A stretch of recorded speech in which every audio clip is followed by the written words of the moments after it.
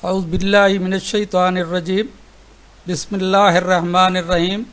जमील तैयब आपसे मुखातिब हूँ। आज का मेरा टॉपिक सर्विस स्टेटमेंट के हवाले से है। ये टेप्टा एम्प्लॉइज़ का ये BS 16 एंड अबव है। इससे जो BS 1 to 15 है इसकी सर्विस बुक होती है, और जो 16 एंड अबव के एम्प्लॉइज़ हैं उनके लिए सर्विस स्टेटमेंट होती है। उम्मीद है कि आप लोगों ने बनाई हुई होगी। अगर नहीं बनाई तो काइंडली इसको बनाना शुरू कर दें, क्योंकि जिस वक्त रिटायरमेंट या कोई और फाइनेंशियल बेनिफिट लेना होता है तो उस वक्त इसकी इंतहाई ज़रूरत होती है। तो उस वक्त उजलत में या रिकॉर्ड ना मिलने की वजह से एक्स्ट्रा ऑर्डिनरी डिले हो जाती है। तो आज मैं आपको सर्विस स्टेटमेंट के हवाले से बताने जा रहा हूँ।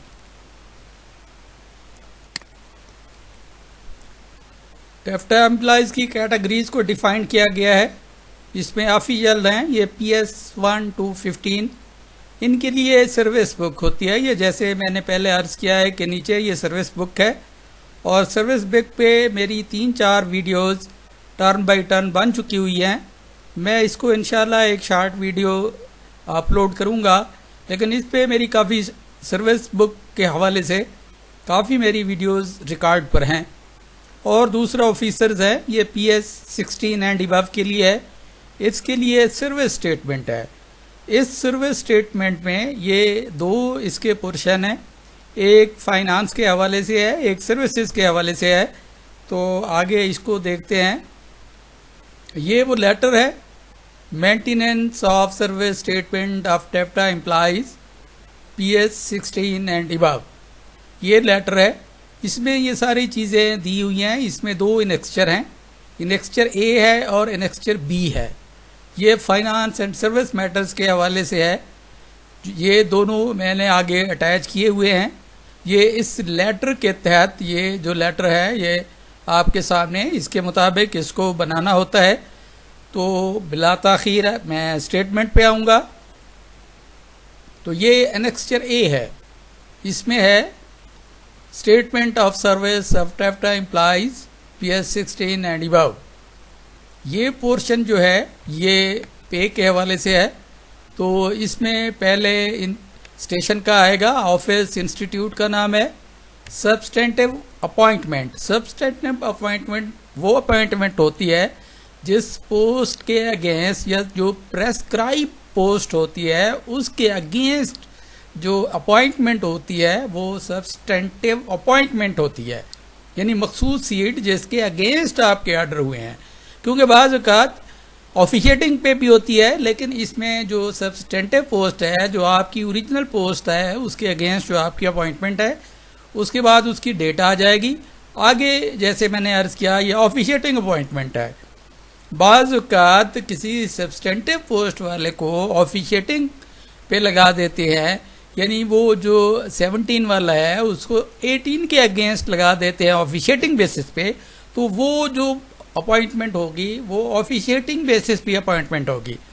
आगे उसकी डेट है, डेट के बाद ये पे है। पे के इसमें यहाँ पे जो पे है ये आपकी सब्सटेंटिव पोस्ट के अगेंस्ट है, ये वो पे है। और उसके बाद ऑफिशिएटिंग एंड अदर पे। अगर ऑफिशिएटिंग एंड अदर पे है तो इससे मुराद बेसिक ही है। रिमार्क्स में अगर आपकी यहाँ पे जो डेट आई है फर्स्ट अपॉइंटमेंट है तो यहाँ पे आ जाएगी आपकी फर्स्ट अपॉइंटमेंट। अगर इसी तरीके से कहीं पे अगर स्केल रिवाइज हुए हैं तो यहाँ पे रिमार्क्स में रिवीजन ऑफ स्केल जिस पे भी हुए हैं, जैसे 2022 में हुए हैं तो ये आ जाएगा। आगे अगर आपकी एनुअल इंक्रीमेंट है जो एक साथ को होती है एवरी ईयर, तो वो अगर है तो इस रिमार्क्स में आपकी एनुअल इंक्रीमेंट आ जाएगी। तो ये आसान सा है। ये एनेक्स्चर A है। इसको आपने जो भी आपकी पे में चेंज आएगी उस चेंज के हवाले से आपने यहाँ पे की एंट्री करनी है।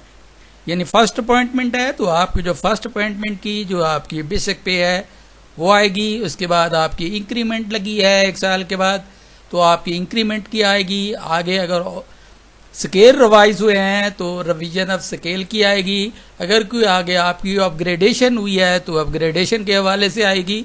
अगर अनोमली है तो अनोमली के हवाले से यहाँ पे आएगी। मेरा अर्ज करने का मकसद ये है, ये पे के हवाले से जो भी चेंज होगी उस चेंज को तरतीब वार day by day date wise आप इसको अपडेट करेंगे। इसके दूसरे पोर्शन पे ये नेक्स्चर बी है जो आपके सामने है। ये है statement of service of taffeta employees leave account. ये जो है लीव अकाउंट के हवाले से है। ये नेम ऑफ ऑफिसर ये आप देख लेंगे। इसमें पीरियड दिया हुआ है from to total earned leave admissible. ये टोटल अर्न्ड लीव एडमिसिबल ये 2.5 है जो हर एम्प्लॉय को ऑफिसर ऑफिशियल को पर मंथ अगर उस महीने में आपके 16 दिन से ज़्यादा सर्विस है तो उस माह में आपकी 2.5 अर्न होगी। आगे है डिडक्शन ऑफ LFA। ये LFA की डिडक्शन नहीं होगी क्योंकि इसको ख़त्म कर दिया गया था। आगे मेडिकल लीव है। मेडिकल लीव के बाद ड्यूरेशन है। अगर एक्स पाकिस्तान लीव, उम्रा लीव, कोई और लीव ली है अगर तो ये फ्रॉम टू यहाँ पे आएगा। लीव इन कैश्ड। लीव इन कैश्ड का ये है कि अगर आपने छुट्टी के लिए अप्लाई किया है तो वो छुट्टी आपकी रिजेक्ट हो गई है तो वो जो रिजेक्शन वाली छुट्टी है उसको आप कैश करवा लेते हैं तो वो इन कैश में आ जाएगी। इसी तरीके से अर्न लीव डिडक्टेड यानी कितनी आपकी अर्न लीव डिडक्ट हुई है। आगे है नंबर ऑफ डेज अर्नड। कितनी आपने टोटल अर्न कितनी की है। अगर यहाँ पे आपका पीरियड 1 ईयर है तो 1 ईयर में 2.5 के हिसाब से आपकी 30 डेज वो अर्नड हुई होंगी। अगर उसमें कोई लीव डिडक्ट हो गई है तो उसको आपने डिडक्ट करके ये आपने बैलेंस में लिख देना है। इसी तरीके से आपका ये leave record day by day जिस तरीके से आपने कोई छुट्टी की है अर्न्ड लीव या इन कैश की है या एक्स पाकिस्तान लीव ली है क्योंकि एक्स पाकिस्तान लीव भी डिडक्ट होती है अर्न्ड लीव से। इसी तरीके से ये दो आपके जो 16 एंड अबव के ऑफिसर्स हैं उन्होंने इसको फिल करना होता है। तो मैंने मुनासिब समझा कि आपसे डिस्कस की जाए क्योंकि काफ़ी दोस्तों ने बनाई होगी। अगर नहीं बनाई तो बराए मेहरबानी इसको बनाएं ताकि ये जिस वक्त रिटायरमेंट होती है या जिस वक्त स्केल रिवीजन होते हैं तो उस वक्त कन्फ्यूजन होती है कि आपकी पे पहले कितनी थी अब कितनी हुई है। क्योंकि अगर सर्विस बुक है तो सर्विस बुक में तो हर एंट्री उस एम्प्लॉइज के हवाले से होती है, लेकिन जो ऑफिसर्स हैं उनके लिए टेफ्टा ने नेक्स्चर ए और बी एक फाइनेंस के हवाले से और एक सर्विस के हवाले से ये दो उन्होंने परफॉर्मर्स डिज़ाइन किए हैं। तो आपका बहुत शुक्रिया, थैंक्स फॉर वाचिंग। अपना ख्याल रखिएगा। अल्लाह हाफिज़। नई वीडियो तक इजाज़त चाहूँगा। अल्लाह हाफिज़। अस्सलामु अलैकुम व रहमतुल्लाह व बरकातुहू।